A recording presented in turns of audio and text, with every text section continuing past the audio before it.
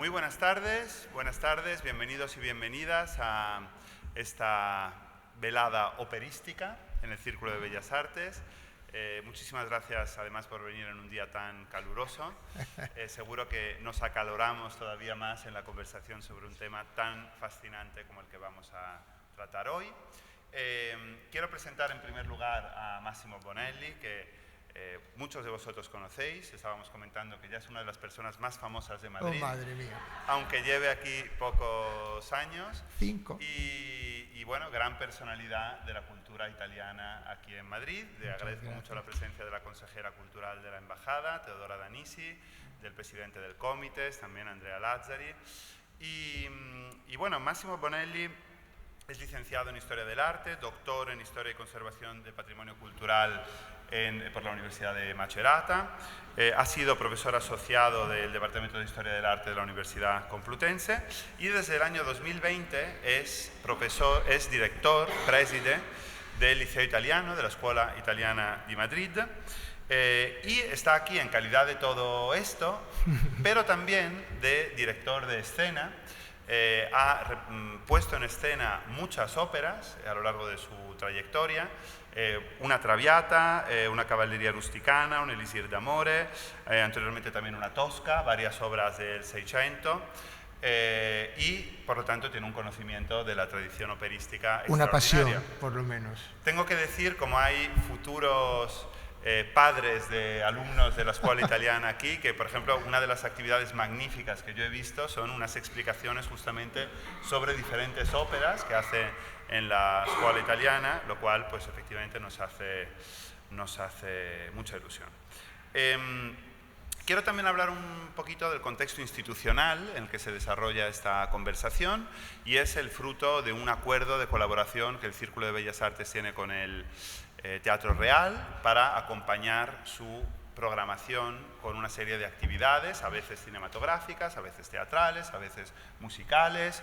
Hace unos años coproducimos una ópera con el Teatro Real. Aquí está Antonio Moral, acaba de entrar, como siempre el último, el coordinador de el director artístico de nuestro ciclo de música clásica, el Círculo de Cámara, y exdirector del Teatro Real y del Centro Nacional de Difusión Musical, entre otras muchas cosas. Pues en virtud de este acuerdo solemos hacer unas sesiones de reflexión sobre diferentes óperas. Ya el año pasado tuvimos la suerte de tener a Massimo aquí para una conversación también entre los dos sobre el Rigoletto, de tal forma que vamos poco a poco a la trilogía popular, como se la suele llamar, de Verdi, comentándola sobre todo en lo que respecta a sus aspectos sociales y feministas, que es lo que vamos a hacer hoy.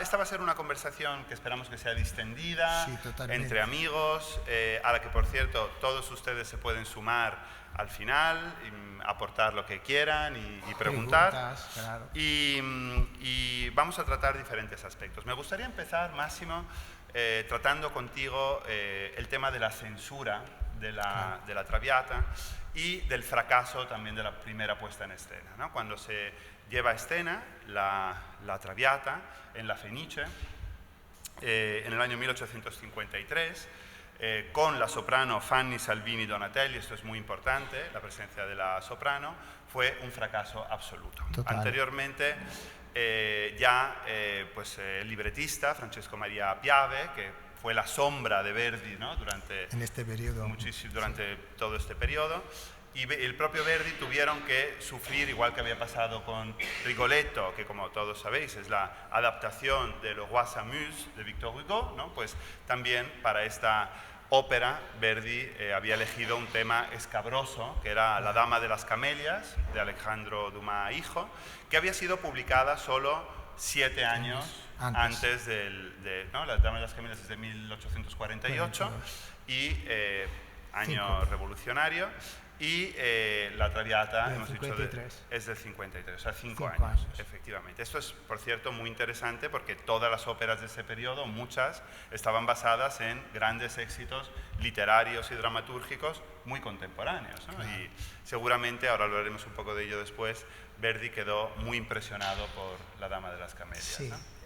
pero podemos decir que a Verdi le gustaba mucho meterse, porque se atrevía a elegir asuntos muy particulares, muy peculiares, porque en el 1851-53, cuando va a escribir las tres obras cumbres, que son Rigoletto, Trovatore e Traviata, que solemos decir que se llaman la trilogía popular, Verdi es el compositor, el autor más famoso en Italia y en Europa, pero alcanza su madurez. Pero se atreve a elegir, como decía, asuntos muy particulares. Y con Rigoletto había tenido muchos problemas con la censura, porque representar a un rey como a un Don Juan no se podía hacer. Entonces la censura italiana obliga a Verdi a cambiar la ambientación, el contexto. El rey de Francia se vuelve a ser el duque de Mantova, Del que nunca se dice el nombre. que es el único personaje de Verdi del cual no tenemos nombre, porque sería Francisco Gonzaga, más o menos, pero no se puede nominar, no se puede ni escuchar la palabra de su nombre. 2 años después va a elegir un tema que es un escándalo. ¿Por qué? No solo porque la protagonista de la ópera, Violetta, es una prostituta, es una cortesana muy inteligente, muy culta, muy elegante, pero siempre una cortesana. Más que nada, es el contexto contemporáneo que produce desconcierto y hostilidad. Porque los burgueses que iban a ver y a escuchar las óperas en los teatros veían reyes, notables, soldados, ¿no? Claro, del siglo XIV, del siglo XV, como por ejemplo el Trovatore, pero más o menos hasta el siglo XVIII se podía aceptar. Pero ir a teatro y ver una sociedad como la sociedad que estaban viviendo ellos, con todos los pecados, entre comillas, y las contradicciones, no se podía aceptar. Entonces, la censura, estamos hablando de censura del Imperio de Austria, porque Venecia en este momento no es territorio italiano también,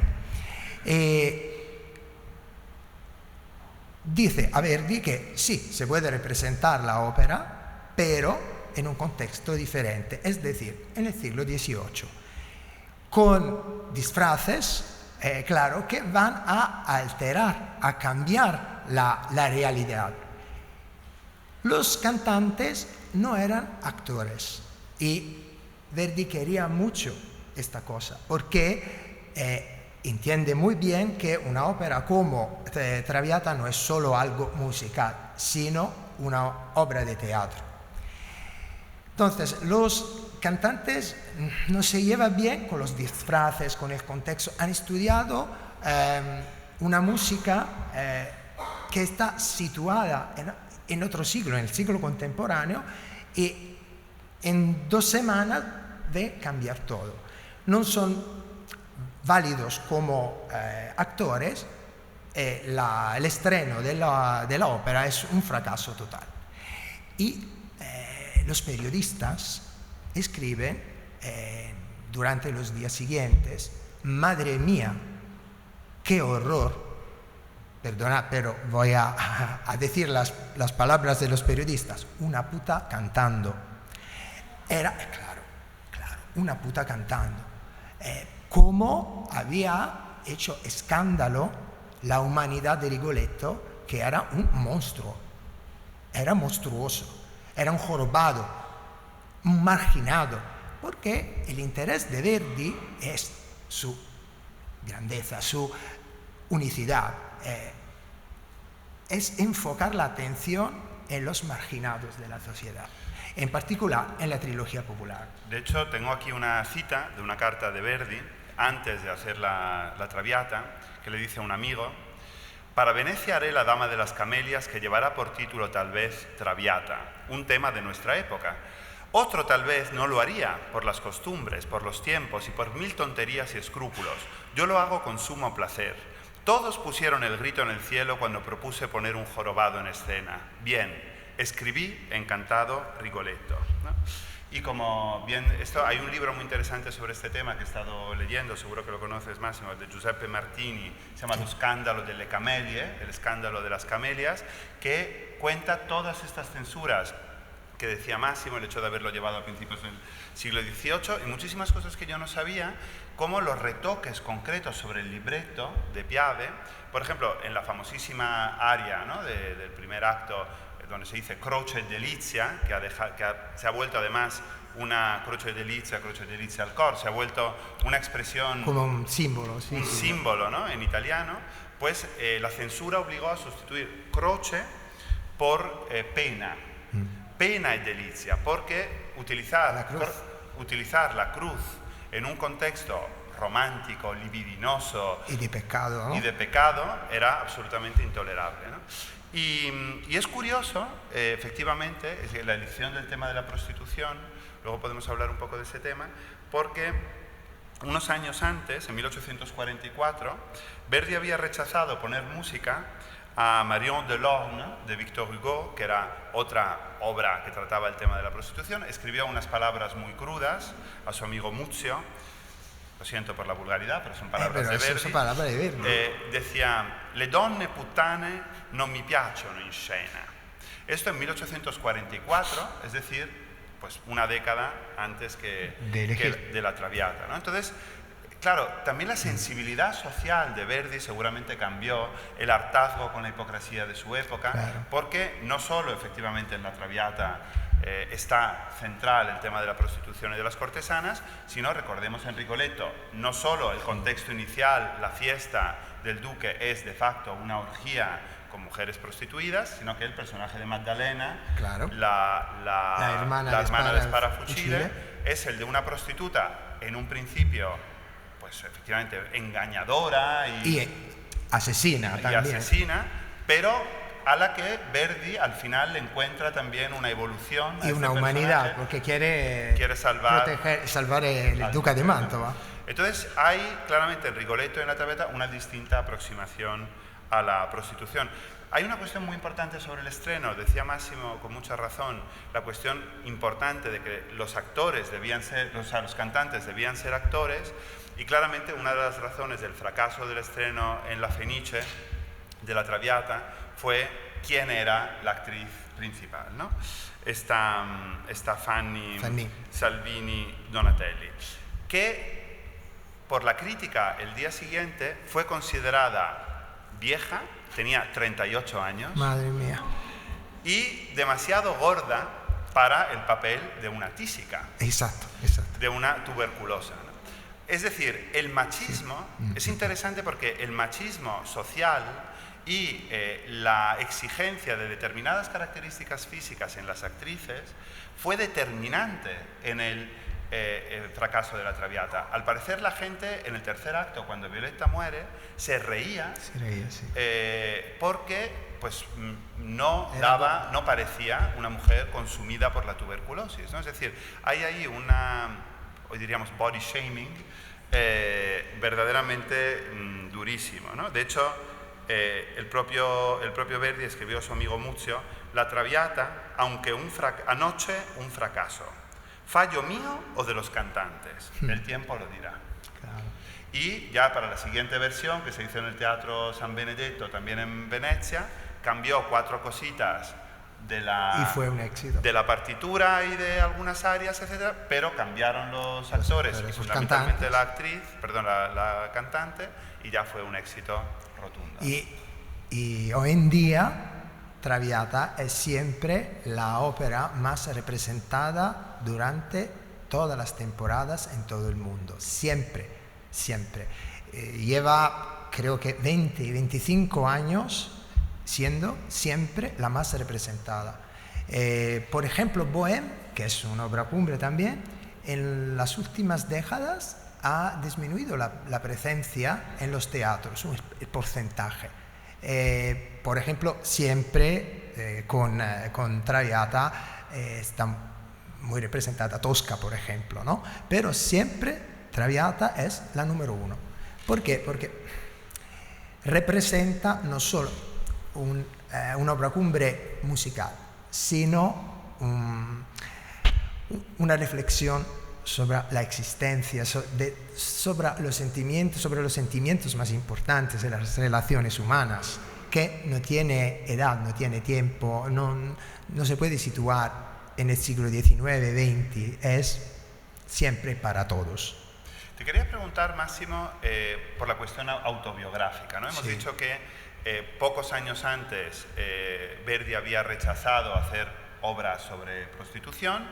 Sin embargo, en esta época se vuelve muy sensible, muy cercano al tema y tradicionalmente se suele interpretar esto por su situación personal, ¿no? Él empieza una relación con Giuseppina Strepponi, con la que no se casa, que tiene 2 hijos anteriores, ¿no? 2 hijos ilegítimos, y empiezan las voces, ¿no? Empiezan los rumores, empiezan las maldades. ¿Cuánto crees tú que pudo influir esto en el cambio de Muchísimo, porque Verdi tiene una vida privada muy triste y muy pesada, porque muere la primera mujer, va a perder 2 hijos y se queda solo. Entonces se enamora de una cantante, Giuseppina Strepponi, que había sido la primera cantante de Nabucco, la primera Abigail. Pero Giuseppina había tenido problemas con su voz, entonces se había retirado de las escenas. Pero a pesar de eso, se enamoran todos, los 2, y van. Verdi se atreve a otra cosa muy pesada. En su tiempo, va a vivir junto con Giuseppina, que, como decía Valerio, tenía 2 hijos. Entonces, en un pequeño pueblo que era Busseto, que hoy en día es lo mismo, con pocos ciudadanos, ¿no? Pocos habitantes, empieza el cuchicheo y la pareja está marginada. Entonces, estos sentimientos de rabia y de injusticia social se reflejan en sus obras de este periodo, porque también no hemos hablado de Trovatore, pero el personaje más destacado y más interesante, ¿quién es? No es el tenor más rico, es Azucena o Azucena, la bruja, la madre, que es generalmente en las óperas de Verdi vamos a ver padres, como Rigoletto y como Nabucco, claro. Pero esta madre es una madre irregular, tiene un hijo, es una soltera, no tiene marido, es una bruja, es una marginada, y es el personaje más interesante porque Verdi se siente un marginado injustamente. Y efectivamente, ¿no? Y de hecho también la Traviata es una ópera que está construida enteramente alrededor de Violetta. Es una denuncia. Y es una denuncia, pero en la que además musicalmente, ¿no? Luego podemos ir sobre eso, el propio personaje de Violetta, su cambio psicológico, se va acompañando de un cambio vocal, ¿no? Pero sobre eso podemos hablar luego. Quería ir un poco al título que hemos elegido para esta charla, L'uomo implacabile per lei sarà, que es una denuncia amarga de la propia Violetta Valéry, de cómo se puede incluso aspirar al perdón divino, pero la humanidad, la sociedad, la hipocresía social no va a perdonar nunca a la mujer descarriada, ¿no?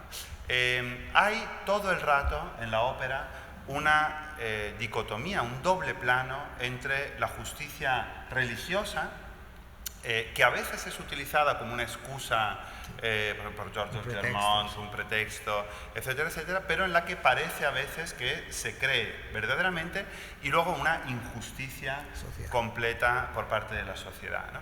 Es muy curioso, he encontrado la crítica que se hizo después de la primera representación que se hizo en el Liceo de Barcelona, que creo que fue la segunda que se hizo en general, se hizo tempranísimo, y es muy divertido. Si todos habéis visto La Traviata, es una tergiversación absoluta del argumento, pero de algún modo es una lectura posible.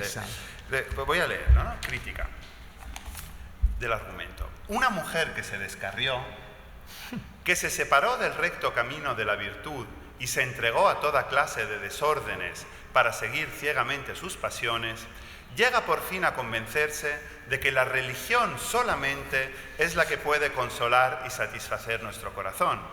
La causa primera de este cambio es sin duda el verdadero amor del joven Alfredo, que pudo arrancar a Violeta de su encegamento, palabra antigua. Un manantial de pureza. De pureza, ¿no? Entonces es muy curiosa esta lectura soteriológica, en el sentido de la salvación, de una obra que en cambio nos está expresando todo lo contrario, ¿no? La soledad con la que muere Violeta, ¿no? El absoluto abandono, el llegar tarde, ¿no? Es tardi, el grito absoluto en el tercer acto. Yo creo que lo que Verdi quería reflejar era justamente esta hipocresía absoluta de la sociedad y no tanto la posibilidad de una salvación religiosa de la mujer, ¿no? Pero es verdad que cambia el personaje de Violeta. Entonces, decía un ilustre historiador de la música, Massimo Mila, que los personajes de Verdi muchas veces se humanizan. Por ejemplo, Rigoletto, que durante el primer acto es como un perro fiel del duca de Mantova, y se ríe de un padre. Y un proxeneta. Sí. Porque roba a la hija de Monterone y se la da al... Claro, no tiene vergüenza, ¿no? Claro, pero se humaniza. ¿Y qué dice Rigoletto? Va a llorar. Y llorar es el sinónimo de humanizarse. Y Violeta tiene también una actitud muy diferente durante el primer acto, porque es una cortesana. Entonces es frívola, es superficial. Cuando Alfredo le dice que está enamoradísimo y tiene una pasión pura, sincera, ella contesta con coloratura, es decir, ¿no? Con agilidad, que es el canto de la primera parte del siglo XIX, que en este momento, desde el punto de vista de Verdi, es algo relacionado al ser frívolo. Entonces, cuando entiende el sentido de la vida a través del amor, cambia su actitud. Entonces, un cambio en Violeta lo podemos ver, es verdad. Pero claro, el tema principal de Traviata es la denuncia social, no es el amor. La ópera donde realmente el amor es en el centro de Verdi y de su composición es un ballo en máscara. Es la contraposición entre el amor pecaminoso y el amor conyugal, ¿no? El amor del marido. Que también fue censurada, obligada a llevarlo a Boston, claro, y todo esto, ¿no? Madre mía, sí. Le gustaba meterse. Le gustaba meterse en problemas. Siempre, no paraba. Pero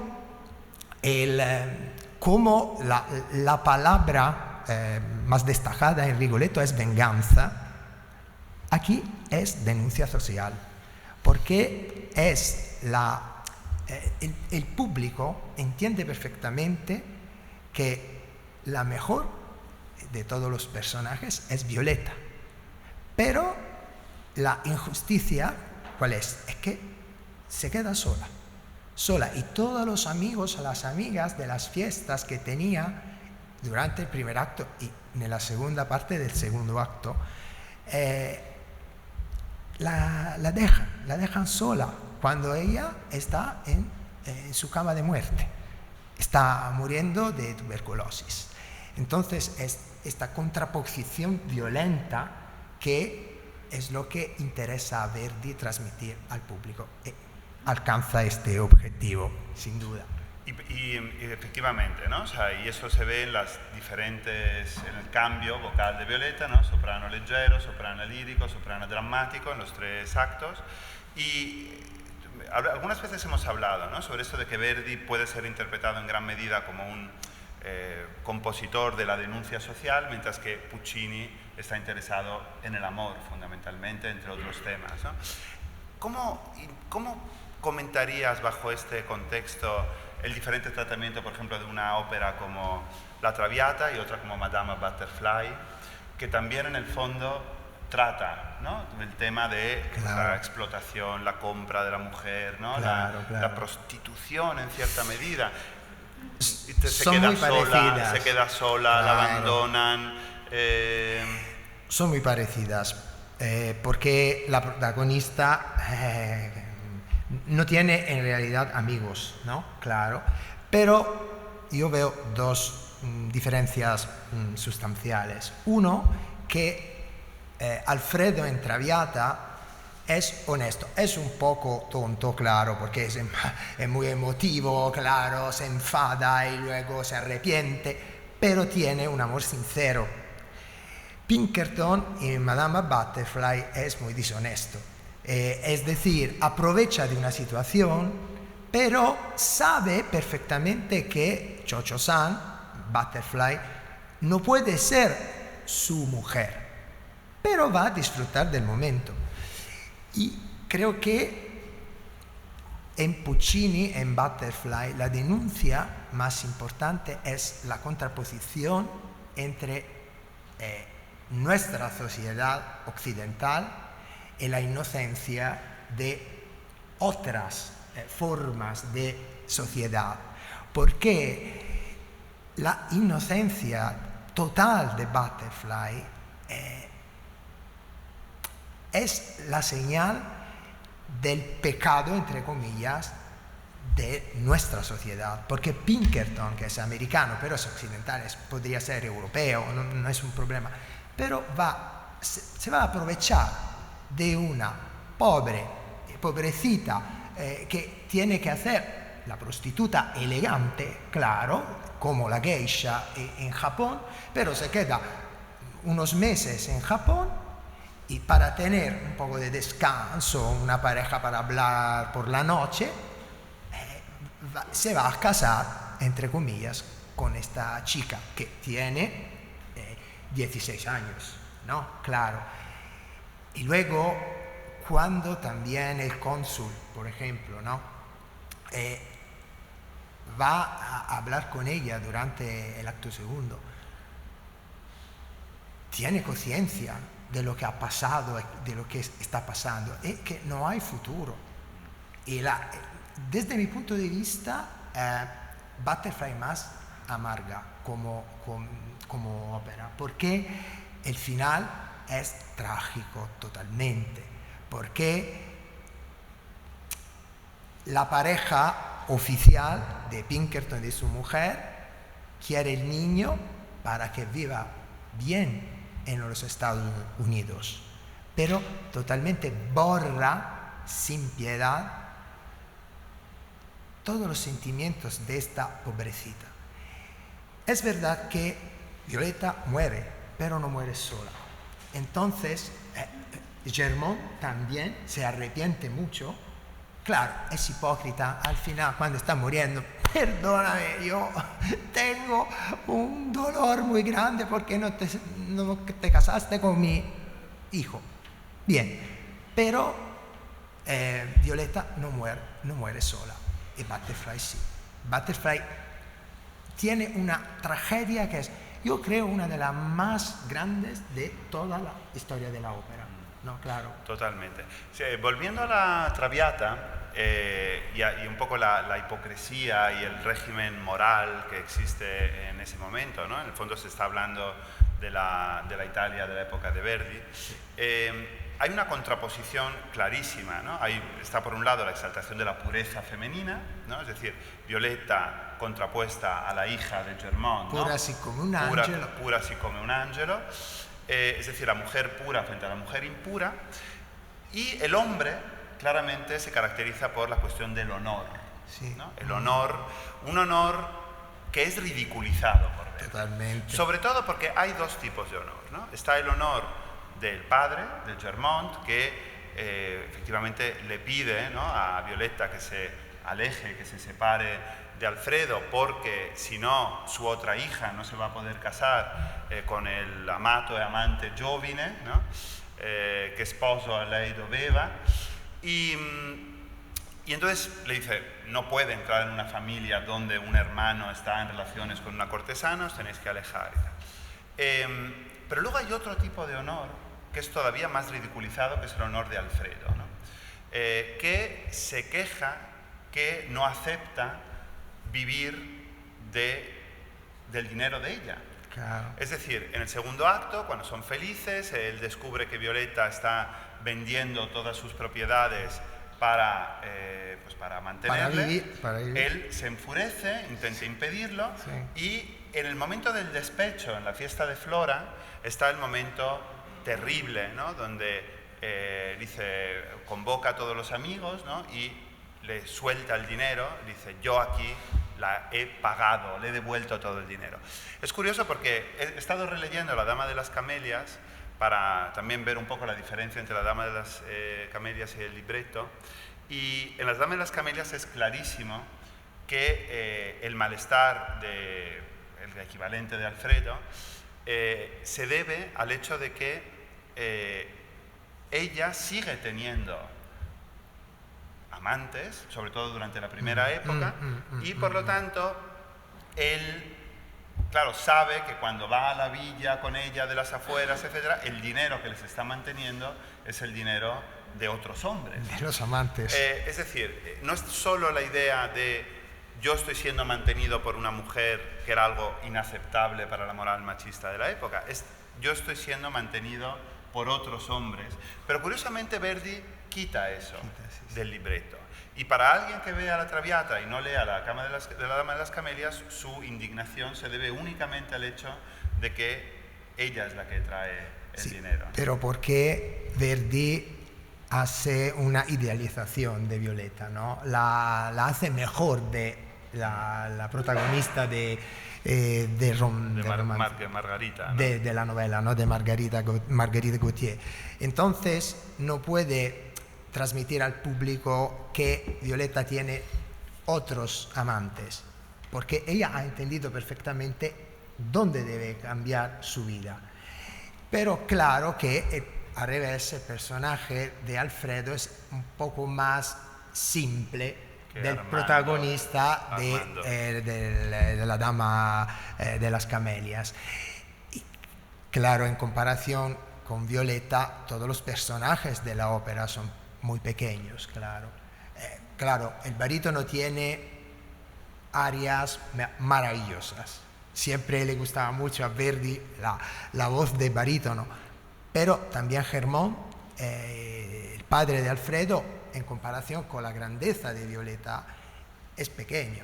Se arrepiente, sí, claro, durante la fiesta de Flora denuncia la actitud de su hijo, pero es algo muy teatral y muy hipócrita al mismo tiempo. De hecho, Germont tendría lo que hoy se podría considerar como una denuncia de los malos tratos, ¿no?, sí, de la violencia machista, porque hay una frase que dice disprezzo degno se stesso rende, chi pur nell'ira la donna offende, ¿no? O sea, se vuelve digno de desprecio aquel hombre que incluso en la ira ofende a una mujer, ¿no? O sea, pega a una la pega, mujer. Claro. Pero entonces es verdad que ahí hay una diferente... Sí, pero estamos hablando siempre de personajes a veces simpáticos también, pero pequeños. Por ejemplo, en Rigoletto no pasa esto, porque la grandeza de Rigoletto tiene una comparación en Gilda. Sí. Claro. Y también el Duca de Mantova, que es madre mía, lo peor de lo peor, pero queda simpático, porque es totalmente inconsciente de lo que está pasando, ¿no? En comparación con Alfredo, lo puedes ver mejor en unos sentidos, claro, porque Alfredo, claro, es el enamorado, pero no entiende bien, no va a ver los matices de la situación, ¿no? Y se atreve a hacer una cosa bastante pesada, que es pero algo muy teatral. Verdi es un genio del teatro, entonces el final de la segunda parte del acto segundo es impactante porque es lo que el público quería ver durante la época romántica. Entonces es exagerado y al revés, el tercer acto es, creo, el acto más desnudo, ¿no?, de toda la historia de la ópera, ¿no? Porque todo se borra, todo, y queda sola en aquella ciudad siempre llena de fiestas, pero las fiestas ahora están fuera.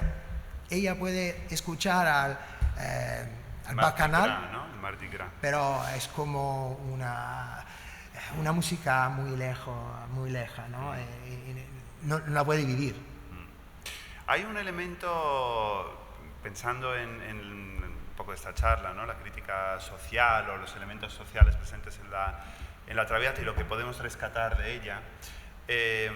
Hay un elemento interesante, y aprovecho aquí para hacer un poco de publicidad del círculo, donde hay publicidad resplandece la verdad. Este año vamos a inaugurar, igual que el año pasado, nuestro refugio climático en la segunda planta, totalmente gratuito, accesible para todos, una gran plaza pública verde con muchas plantas, habrá una guardería de plantas, habrá un siestódromo para siestas colectivas, porque el tema de este año del refugio es parar. Es decir, revelarnos a la dictadura de un tiempo consumista, de un tiempo de la dictadura del tiempo, del reloj, ¿no? Y como estamos preparando todo esto, ¿no?, y pensando también, ¿no?, en la escenografía de Billy Decker, que es tan famosa y bueno, que se puede ver ahora en el Real, y que, como podéis ver aquí, el gran protagonista de la escena es un reloj. En el fondo, la Traviata también es una reflexión sobre la gestión del tiempo y sobre el ritmo del tiempo. Leyendo La Dama de las Camelias he releído el momento en el que Violetta se concede, ¿no?, a Alfredo en esa primera noche en la que le reconoce, ¿no?, y le dice que le traiga las camelias al día siguiente, etc. Alfredo está muy sorprendido de que su gran amor casi enseguida le haya dicho que sí, ¿no? Entonces Violetta le dice una frase que es muy interesante, le dice, bueno, en este caso Margarita, ¿no? Es Margarita Armando, pero yo siempre lo pienso en términos traviatísticos, pero le dice: quizá le parezca raro que me haya mostrado tan dispuesta a aceptarlo así, enseguida. ¿Sabe a qué se debe? Se debe, continuó tomándome una mano y colocándola contra su corazón, es Armando que está hablando, cuyas palpitaciones violentas y repetidas yo sentía, se debe a que, ante la perspectiva de vivir menos que los demás, me he propuesto vivir más deprisa. El ritmo de la vida de la Violetta del primer acto es un ritmo vertiginoso. Exagerado. Y también musicalmente, ¿no? Claro. Si te fijas, el segundo acto empieza con «Pasaron ya 3 lune», ¿no? El primer verso del segundo acto es «Pasaron ya 3 meses desde que Violetta decidió instalarse aquí». Sí. Hay un lapso temporal. Calma, ¿no? Y ya el tercer acto es, pues eso, ¿no? La fiesta está fuera, se ha perdido el sentido.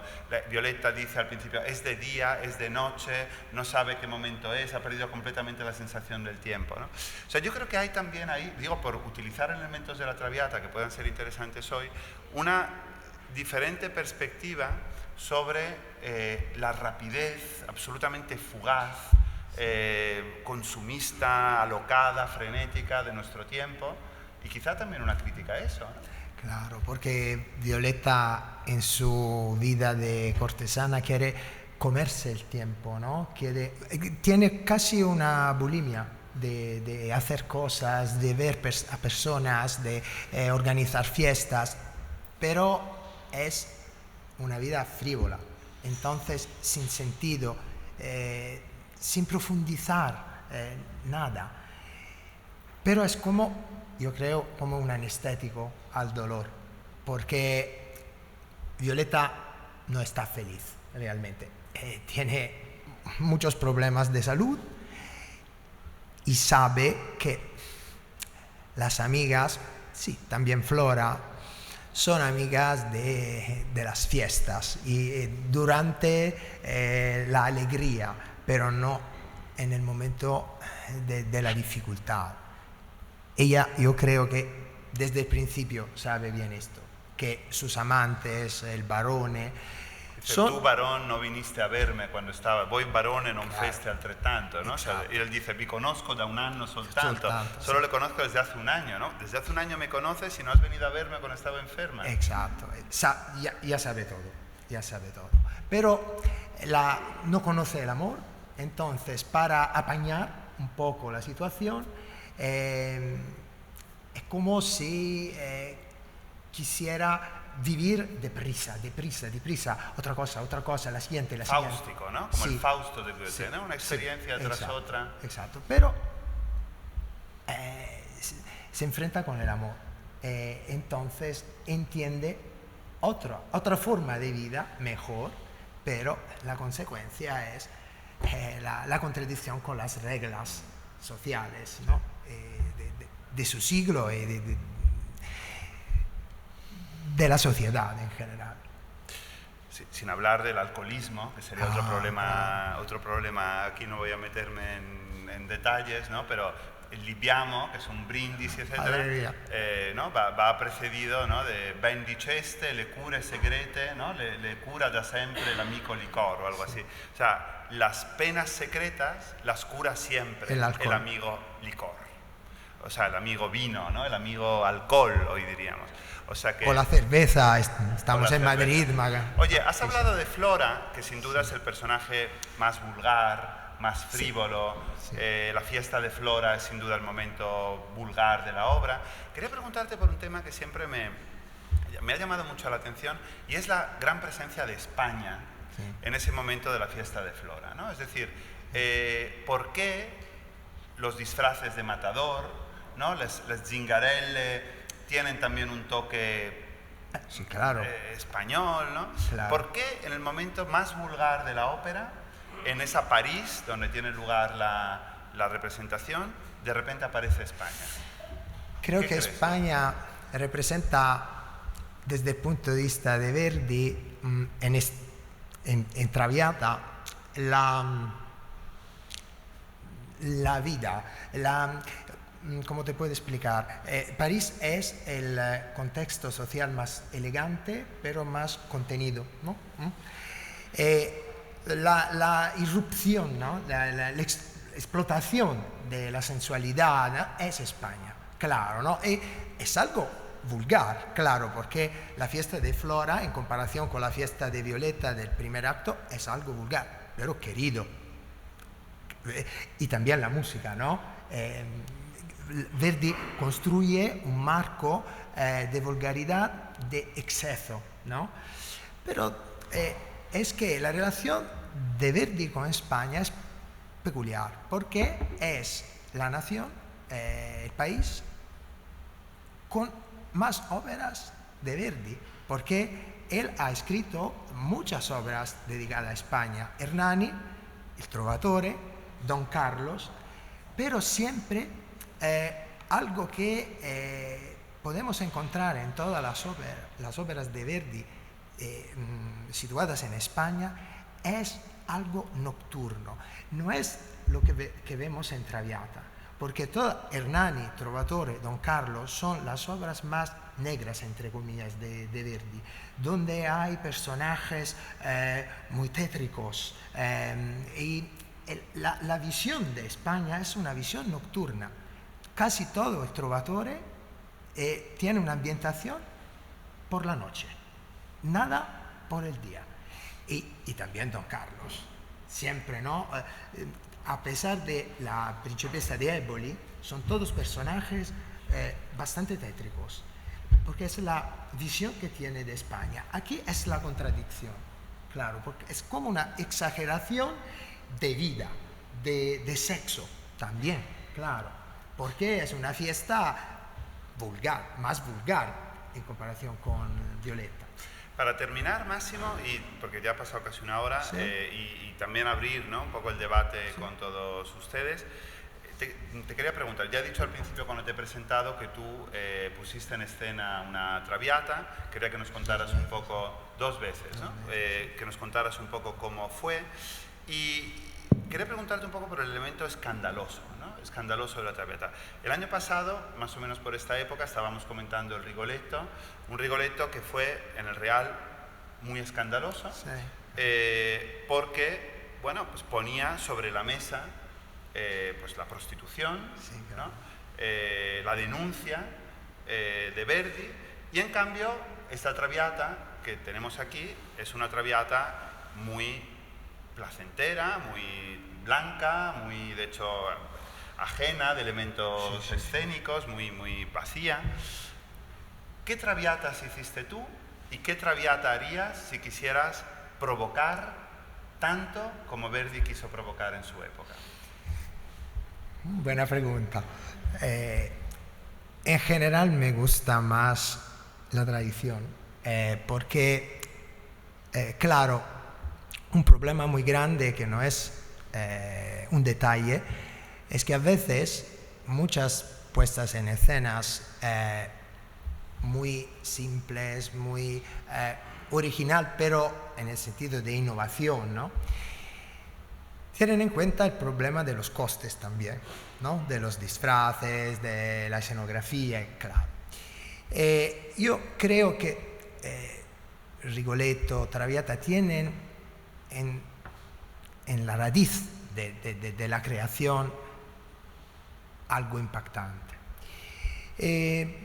Claro, se puede organizar algo muy atrevido también, y si hay coherencia, todo está bien. Por ejemplo, aquí en la puesta en escena del Real, que es un clásico contemporáneo, porque lleva más o menos 15, 20 años más o menos, ¿no?, con la Netrebko, que ha estrenado, ¿no?, esta producción.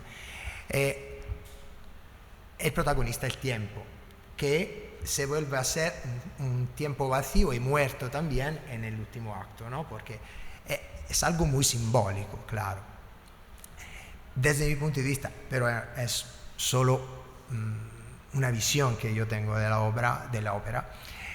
Me gusta más, por ejemplo, la puesta en escena de Adriana Lecouvreur, que hemos tenido siempre aquí en el Teatro Real, que es siempre un clásico contemporáneo, pero que mezcla innovación y tradición. A veces lo que no es el caso de la puesta en escena del Real, que a veces, por ejemplo, he visto unas producciones en la Arena de Verona, 2 temporadas atrás, un Rigoletto situado en el tiempo de Mussolini. Me parece que esto es como atreverse solo por el gusto de atreverse, sin cambiar realmente o hacer algo impactante y novedoso. Entonces, tenemos siempre que respetar en la innovación, tenemos siempre que respetar el contenido de las óperas, porque a veces, como ha hecho la última producción de Aida, que está situada en el siglo XIX o XX, me parece que cuando dicen el Egipto glorioso, claro, donde se ve, o como Tosca, donde Scarpia es un nazi fascista, pero se habla de Napoleón. Entonces, creo que a veces vamos a cambiar algo que está ya, pero en el texto. Tendríamos que cambiar el texto, pero sería peor.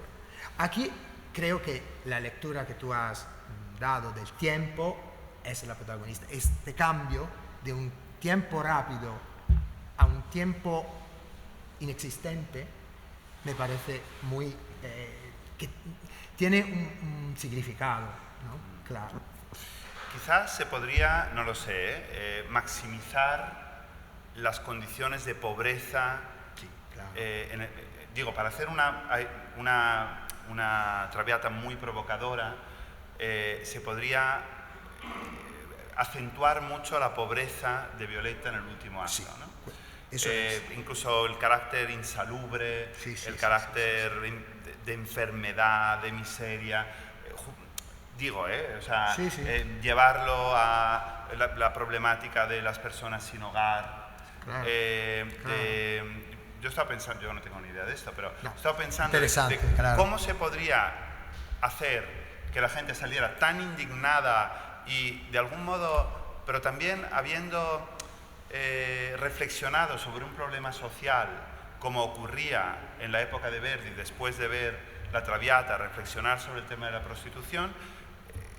¿Qué tipo de montaje podría crear ese sentimiento de...? Entonces, por ejemplo, se me ocurría, ¿no?, que las personas al final, aunque tiene a la criada, ¿no?, y un médico va a verla y tal, pero en el fondo es una persona que vive en extrema pobreza, sin ningún tipo de esperanza, enferma y va a morir, ¿no? No lo sé, quizá esa podría ser una manera de... Podría ser, sí, claro, poner Violeta en un barrio muy pobre de París, claro, por ejemplo, ¿no? Como lo podemos ver en nuestras metrópolis. Bueno, siempre es un placer conversar contigo, Máximo. Un gran aplauso a Valerio.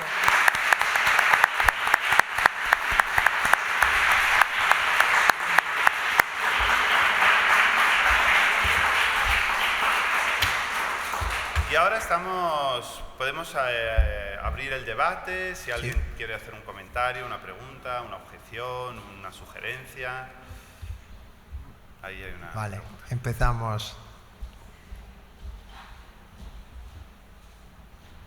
Bueno, muchísimas gracias por la claridad con la que habéis contado esa historia. Yo simplemente me gustaría saber algo más sobre el contexto cultural y político en ese sentido, de ese momento.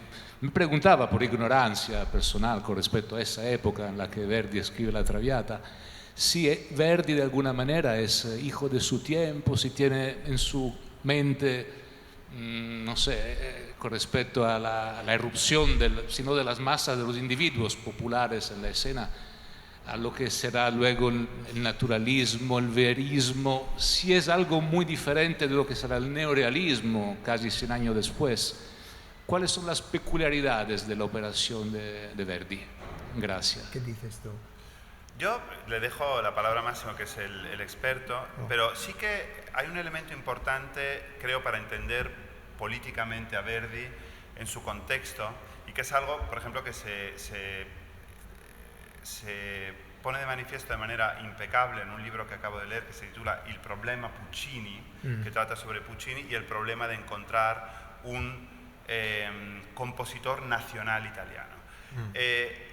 La cuestión es que la mitología, el mito del Verdi como el héroe del Risorgimento, ¿no?, el Viva Verdi como el canto del Risorgimento, un Verdi implicado en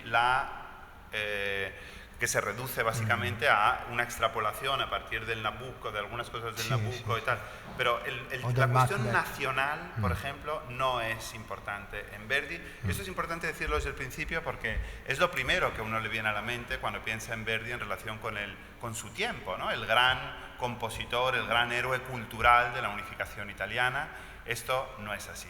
En cambio, yo creo que es un autor muchísimo más interesado en la cuestión social y en la incipiente industrialización, una cierta clase social que decae, una burguesía aspiracional con todas las contradicciones que tiene, ¿no? Sí, y el problema político no es central en Verdi, es el problema humano. A Verdi le interesa mucho analizar y profundizar los personajes o las situaciones más raras, más extrañas. Por ejemplo, en su primera obra cumbre, que es Nabucco, los protagonistas, ¿quiénes son?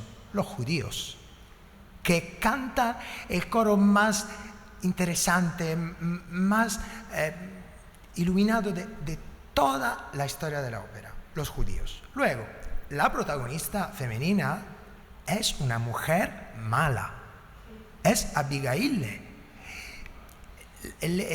La mujer en Verdi a veces es siempre una contradicción de lo que querían los espectadores. Por ejemplo, Lady Macbeth. ¿Quién elige en el romantismo italiano una protagonista de una ópera como Lady Macbeth? Solo Verdi. Luego empezamos con Rigoletto, Azucena, Violetta, luego Aida. En Aida tenemos algo político, pero ¿cuál es el mensaje de Verdi?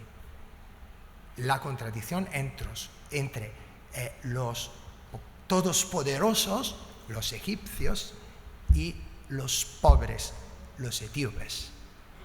Es el segundo acto, que es la más destacada descripción del colonialismo y de la relación agresiva del Occidente hacia África, Asia, bla, bla, bla, bla. Porque los etíopes son esclavos y los sacerdotes dicen, van a morir, tienen que morir. Dios les ha condenado a morir. Y ellos dicen, piedad. Y luego también Otello, para terminar,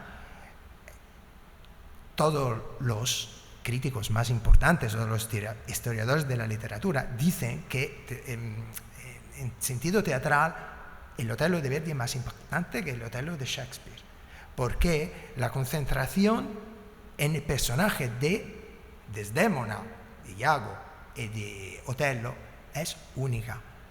Y también la contradicción que hay en Otello, porque Otello es un asesino, pero es la víctima de Iago. Entonces, es el enfoque que le gusta siempre mucho. ¿Otras preguntas? Estamos solo hablando. ¿Qué? Antonio, ¿no te animas a un comentario? Madre mía, tengo miedo. A ver, cuéntanos. Claro, tengo que beber más. Hola. Bueno, enhorabuena. Muchas gracias. Sabéis mucho, da gusto venir con gente que sabe tanto, que aquí se aprende mucho. Pero es interesante el personaje de la Traviata o de Violeta, que quizás sea el más complejo desde un punto de vista emocional y personal de todos los demás, porque todos los demás son chicas insulsas, excepto el de Abigail, que es mala, y excepto el de Leonora, del Trovatore, que es como tonta, pero no tiene aristas como la Traviata. Entonces en la Traviata, esta señora, a mí siempre hay una cosa que me llama mucho la atención de la Traviata, y que tú que la has hecho y has sido director de escena, es que la Traviata, si te das cuenta, solo está sola durante 10 minutos en toda la ópera. Sí. Sola en la escena. No sé si ya no me acuerdo si en esta producción de Billy Decker no está el médico por allí pululando. Creo que no. Creo que ahí no lo saca. Y es el momento del aria del primer acto con la cabaletta, el strano y sempre libera. Y son exactamente 10 minutos. El resto del tiempo siempre está acompañada, incluso en el último acto, en el cuarto acto, cuando muere, está acompañada de su sirvienta, del doctor, del otro que llega, de Alfredo, el otro que viene y tal. Y entonces es increíble, es una cosa que a mí siempre me llamó la atención, como una persona compleja como es y que se debate siempre entre ese mundo que vive y ese mundo que le gustaría vivir y que no vive y que al final encuentra en su relación con Alfredo, como esos 10 minutos para mí es el momento clave de la ópera. Claro. Y ahí es lo que a mí me interesaría que tú nos contaras como director de escena, cómo ves el personaje desde un punto de vista psicológico, que siempre habla de la cosa social, de tal, pero a mí me interesa mucho el aspecto psicológico del personaje, que sin duda creo que tiene mucho interés, ¿no? Claro, podemos decir que el personaje de Violetta ha tenido un antes y un después en la interpretación. María Callas. Porque María Callas entendió perfectamente, a pesar de Visconti, de Giulini, de todos los directores, quién es Violetta, en particular en la última parte del primer acto, en Strano, fino a Sempre Libera, hasta el Sempre Libera. ¿Y qué entendió María Callas? Que el canto de Violetta es nervioso, porque las más importantes estrellas del teatro antes de María Callas interpretaban todo esto con elegancia, con una actitud demasiado señorial. María Callas entendió que en este momento, musicalmente hablando, hay como un choque impresionante entre la vieja Violetta, es decir, la que canta con coloratura, y la nueva Violetta, que expresa con frases musicales largas y distensas su amor. Entonces la intérprete, la cantante, pero tienes que ser un intérprete, tienes que evidenciar este momento de choque y cambiar la actitud. Cuando ella dice follie, follie, empieza a ser loca. Y entonces, por ejemplo, María Callas tiraba al suelo los vasos de la fiesta. ¿Por qué? Tenía rabia, porque, según su interpretación genial, era una lucha entre la gana de cambiar y la conciencia de ser una prostituta. Y las dos mujeres luchaban. Y María Callas ha cambiado para siempre la interpretación de este personaje, que es como dos mujeres hablándose y luchando entre ellas. Y por completar algo, lo que dice Antonio, que es extremadamente interesante, es verdad que en esos últimos 10 minutos del primer acto ella está escénicamente sola, pero vocalmente hay, me parece que 2 interrupciones de Alfredo desde fuera, ¿no? Que le dice justamente croce delizia, croce de... Amores pálpidos. ¿No? Efectivamente. Entonces, de hecho, es muy curioso, porque algunos en la sala lo saben, yo soy fan de Lisetto Oropesa. Hubo hace poco un recital de Lisetto Oropesa en Shanghái. Y entonces, en un teatro y tal, ¿no? Entonces, una de las áreas que cantó fue Sempre Libera, follie, follie y tal y cual. Entonces, claro, cuando en un recital una soprano hace esto, hay un larguísimo momento de silencio donde Alfredo debería aparecer, pero Alfredo no está. En algunos de estos recitales aparece por ahí de repente un tenor y tal. Y entonces ahí fue muy famoso porque uno del público, un chino, se arrancó, vamos, mis dieces, como se suele decir ahora, o sea, mi héroe, se levantó en medio del patio de butacas e hizo él de Alfredo. Y entonces cuando ella dice amore, porque hay un momento cuando está oyendo tal, dice amore, amore, le mira a los ojos al chino y le dice amore, y claro, el tío se derrite completamente, tuvieron que llamar a la UBI y tal. Pero sí, pero lo que quiero decir con esto es que incluso en ese momento de soledad, no solo está, como muy bien dice Máximo, el diálogo entre las dos Violetas, sino que hay la interferencia del recuerdo, porque claro, no es obviamente Alfredo desde fuera que le dice... ¿no? Es el recuerdo de las palabras que le ha dicho. Es el recuerdo, es el que está en su mente, es la complejidad de la mente de Violetta, donde están las dos Violetas, está Alfredo, está el recuerdo y tal. O sea que está muy bien visto lo de la soledad, porque en puridad ni siquiera en ese momento está sola. del todo, ¿no? Y de hecho hay representaciones pésimas de la Traviata, donde de repente aparece ahí Alfredo, como detrás de una, no, madre mía. de una cortina. Hola. ¿No? Sí. Es tonto, pero hasta este punto no. Pero te digo solo una cosita. En la última puesta en escena del que hice en 2019 de Traviata, me gustó. Tenía una cantante que estaba en su estreno maravillosa, Kinga Kranik, que está haciendo una carrera maravillosa, sobre todo en el este de Europa. Desde mi punto de vista era importante hacer ver el cambio de Violetta durante el recitativo, que cómo se quita los guantes, se quita el collar, todos los objetos que son de la cortesana. Y no queda desnuda, claro, pero sin los objetos del trabajo de la cortesana. Entonces se quita, por ejemplo, fermacapelli. Sí, claro, sí, bueno, claro. El broche. El broche, exacto. Se quita el broche y sus cabellos están libres, su pelo libre, porque la figura de Violetta durante el primer acto está muy construida, ¿no? Está todo perfecto.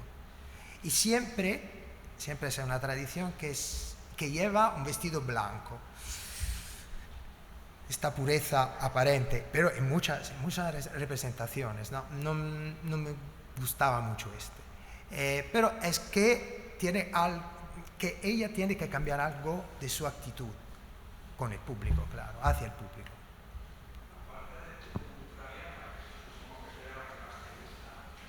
No.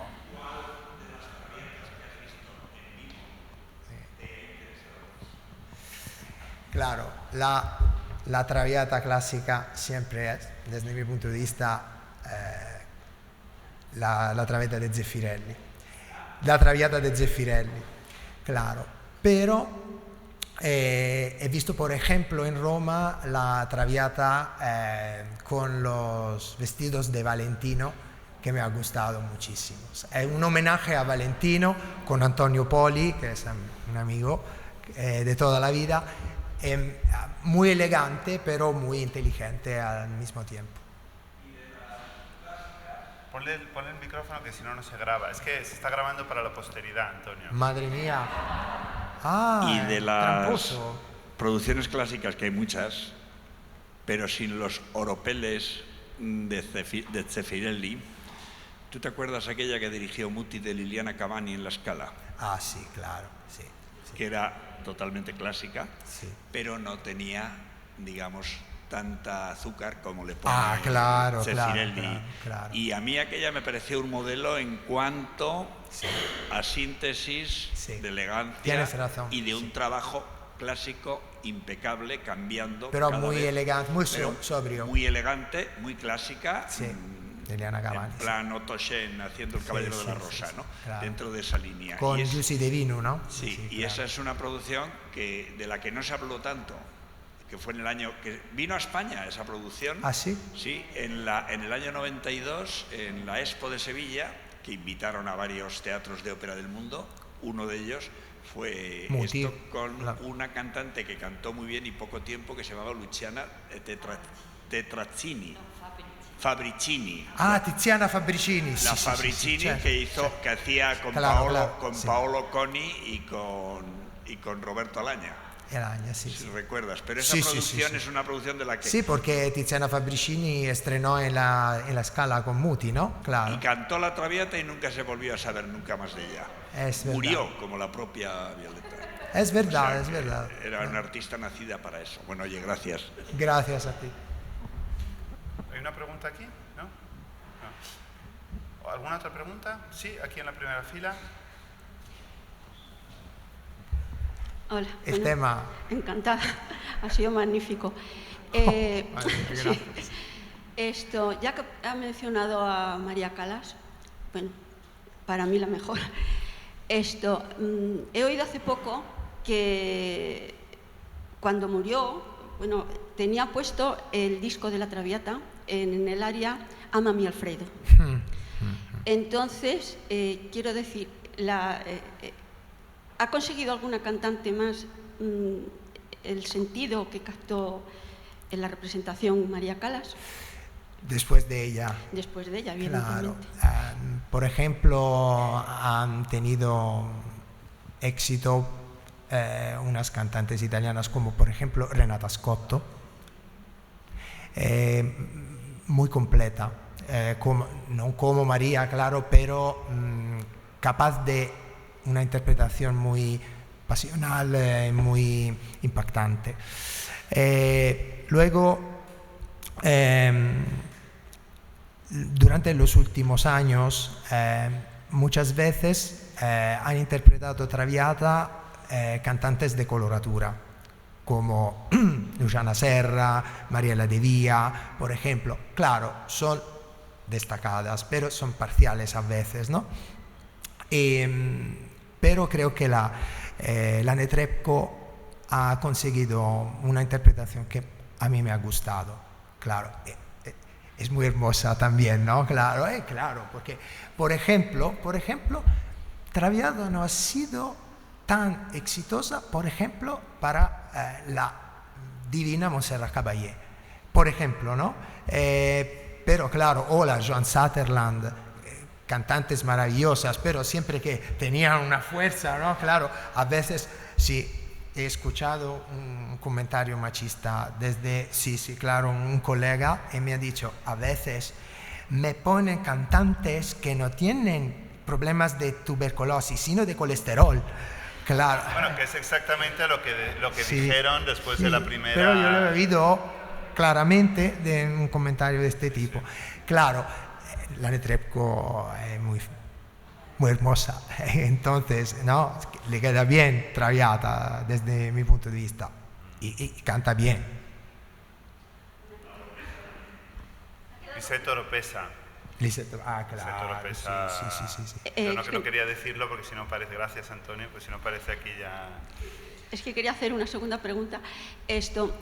En Traviata, este personaje cortesana, pero sí tan representado y tan en la mente de la música y de la ópera, la similitud en mujeres, dentro de que estaba tuberculosa, pero fuerte, o sea, y con ganas de vivir, a pesar del reloj, a pesar que la fuerza de la mujer comparándola con Carmen, o sea, como dos mujeres, cada una a su contexto, pero fuertes. Sí, claro, pero en general en todas las óperas las mujeres son más fuertes, tienen más personalidad.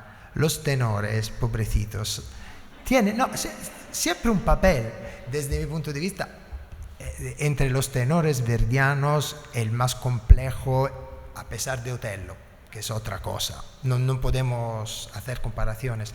Es Riccardo del Baile en Máscara, porque tiene un abanico de sentimientos, de contradicciones, que los normales tenores no tienen. La protagonista, la que elige la muerte, quiere ser una heroína, es siempre la mujer. Y también en Puccini. Claro, podemos decir Tosca, Turandot, Liu, que es la más heroica de todas, ¿no? Claro. Como Desdémona también parece frágil, pero es una mujer muy fuerte, que tiene una dignidad enorme, en particular en el final del tercer acto, ¿no? Claro, entonces las mujeres ganan siempre más. Mueren, pero desde el punto de vista moral, mueren, van a morir casi todas. Solo en el Baile en Máscara muere Riccardo y sobrevive Amelia. Van a morir todas. Gilda, pobrecita, elige morir por ello, por este tonto, claro. Traviata muere, Leonora muere, Leonora de la Fuerza del Destino muere. Madre mía, qué lío, cómo termina la obra. Aida, Desdémona, todas, ¿no? Solo Turandot, pero hace morir Liu. Sí, es claro, sí, claro. Muere antes de terminar la ópera. Sí. Entonces, viva las mujeres. ¿Alguna otra pregunta? Sí, por favor. Muchas gracias. Hola, yo quería preguntar que si en algún momento los personajes son libres, o sea, porque a mí me da la sensación de que siempre es un evento externo el que los hace actuar. Entonces, sea por, no sé, desde vuestro punto de vista, si, o sea, en qué momento realmente ellos tienen más conciencia de estar haciendo lo que quieren. ¿Puedo contestar como filósofo? Claro. Sí. La cuestión de la libertad, ¿no? Es curioso porque el área a la que nos hemos referido tantas veces, ¿no? La de sempre libera, que es teóricamente, ¿no? Sempre libera, un canto a la libertad, en realidad es un canto, o sea, pensemos, ¿no? Cuando Violeta dice eso, ella está siendo mantenida, ¿no? Es una esclavitud. Está mantenida por varios hombres, vive en un lujo, pero en el fondo es una cárcel de oro. Ella sempre lieta nei ritrovi, tiene que ser siempre feliz en los encuentros, es decir, en las citas amorosas, siempre tiene que ser feliz, ¿no? Es una esclavitud de la imagen, de la felicidad. Folleggiare di gioia in gioia, o sea, ir de felicidad en felicidad, pei sentieri del piacer, consumismo, placer, y sin embargo ella llama a eso libertad. No quiero hacer ningún paralelismo político con la actualidad, pero la palabra libertad, cuando se entiende como libertad de la superficialidad, del consumo, de la trivialidad, de las cañas, ¿no? O sea, libiamo nei lieti cañas, ¿no? O vamos de copas. Sí. O sea, quiero decir que hay una concepción de la libertad y que, por cierto, fue muy importante. Con esto no quiero trivializarla. Hay un libro importantísimo de una filósofa italiana que se llama Elisabetta Mastrogiacomo, que se llama Libertinismo e Lumi, o sea, libertinismo e ilustración, donde hizo ver cómo el carácter libertino en lo moral fue muy importante para una libertad política. Es decir, cuando se dice una cosa es la libertad y otra el libertinaje, no es verdad. Fue muy importante el libertinaje moral para conquistar también la libertad política durante la Revolución Francesa y la Ilustración. Pero en este caso estamos hablando de otra cosa, estamos hablando de la libertad de la superficialidad.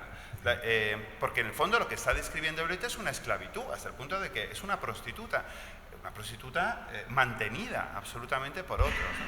Entonces, claro, paradójicamente, cuando decide romper todo esto, irse con Alfredo a la casa de campo, ahí se supone que ha hecho una decisión, y ha hecho una decisión libre, y ha hecho una decisión, por cierto, que nosotros no vemos, porque queda fuera de la escena.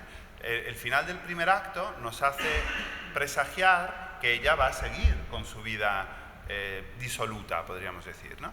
Y sin embargo, de repente nos la encontramos con Alfredo ahí en la casa de campo. Entonces, ella ahí ha tomado una decisión. Nosotros no hemos visto el proceso de toma de decisión, pero esa yo creo que es una decisión libre. Pero quería intervenir para decir, claro, ¿qué es la libertad?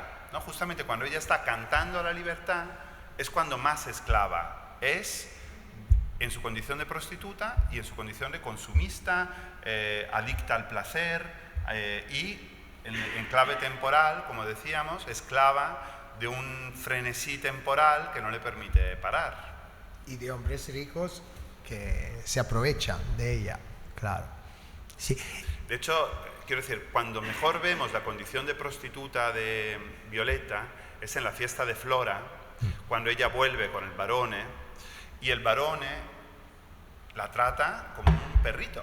Sí. Le dice, ahí está Germont, ¿no? No le hables, ni le dirijas la palabra. Non un detto. ¿No? Non un detto, se lo repite 2 veces, ¿no? Non un detto, non un detto. Es decir, en la fiesta de Violeta entendemos que es una cortesana, pero ella es el ama de casa, es la señora de la casa, tiene un poder de atracción, es el centro de la atención, etc. Claro. Pero en la fiesta de Flora, cuando no está en su casa, es la perrita que va detrás del barone y que hace lo que él dice.